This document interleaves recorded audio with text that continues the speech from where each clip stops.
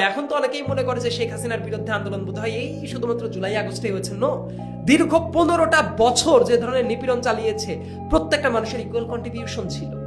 এবং এই জায়গাটা নিয়ে যখন কথা বলা হয় প্রত্যেকটা কাজে ডকুমেন্টেড করা উচিত।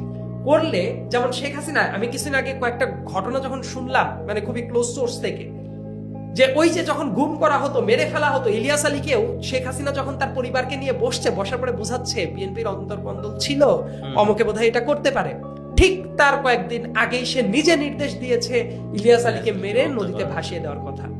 এবং দেখেন এমন কিছু কোড ল্যাঙ্গুয়েজ ছিল, এই বর্ণনাগুলো বোধ হয় যে মানুষের কাছে আসা উচিত। আমি দৃঢ়ভাবে বিশ্বাস করি আন্তর্জাতিক অপরাধ ট্রাইব্যুনালের যারা আছেন তারা ধীরে ধীরে এটা আনবে।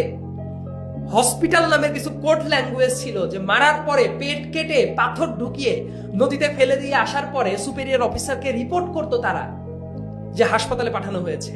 এই যে হাসপাতালে পাঠানো হয়েছে এটার মিনিংটা হলো আশেপাশে যারা আছে অনেকে যাতে বুঝতে না পারে, পার্টিকুলার ব্যক্তি ছাড়া, এই হাসপাতাল মানে হইলো একটা নদী, নদীর ভেতরে কোন এলাকায় গিয়ে এটা ডাম্পিং করা হয়েছে ওই জায়গাটার কোড নাম ছিল হাসপাতাল।